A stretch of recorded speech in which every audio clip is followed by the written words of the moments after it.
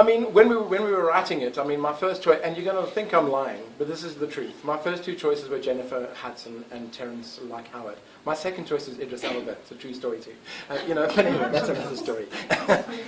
No, I mean, when you make a movie on the scale that we made it, unfortunately, I make South African films all the time. I love them because they're I love it. My favorite films are my little films that I go in there and I make films like a little one where I'm in those like Zaman Pilo, and it's an amazing experience because it's in touch with real life. It's electrifying. However, it's also fun to make films on a big scale where you as the director get to play with the train set, because it's a beautiful thing to direct the camera and performance and all that kind of stuff. But the only way to get that kind of money is to cast stars, And for me, I'd watched all of them. I'd watched all of the, we considered a lot of people, But Jennifer was still my first choice. And when I met her, I flew to Tampa and I met her and I thought, oh my God, she's perfect. Because I met Winnie, like I say, a few times, and there's a light, and you're going to think I'm bullshitting, but there's something in her. There's a light that comes out of her eyes. There's a magnetism. And Jennifer had that same thing, I swear, And if you ask me, if you look at those pictures at the end of the picture, and you look at Jennifer Hudson and Winnie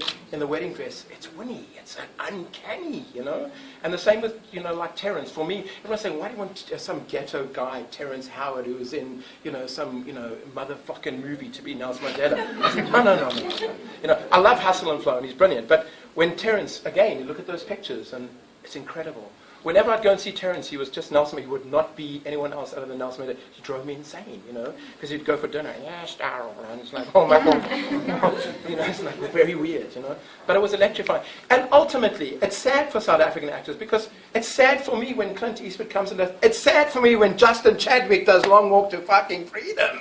That's the film I wanted to do my whole life, you know what I mean? When I read that book all those years ago, I thought, oh my God, this is the greatest story of all time. I want to make this movie because I'm a filmmaker, So I wasn't afforded that privilege. So I was privileged to do this one.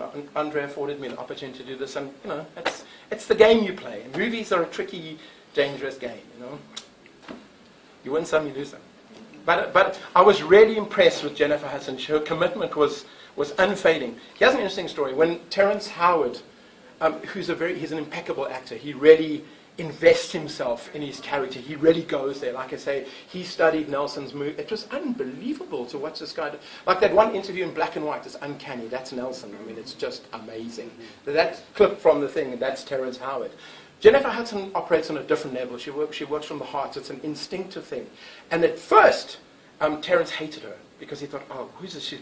The singing star. She can just come in here and be the star, and I'm investing But she won him over instantly, because he could see when it mattered, and she went there.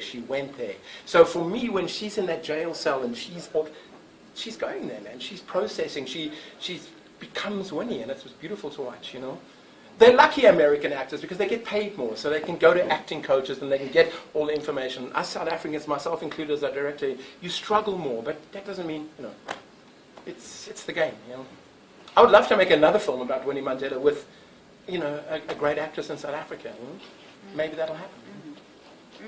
Because you could make untold number of films about like Winnie. And we also decided when we were writing it, should we do a film about Winnie, like kind of post, like the New South Africa, or should we just do Brandford, or should we just do whatever? There's so many different stories to tell, And it was frustrating trying to cut a film like this down. That's why it also took a long time, because you've got so much material. You're just trying to find a shape to it,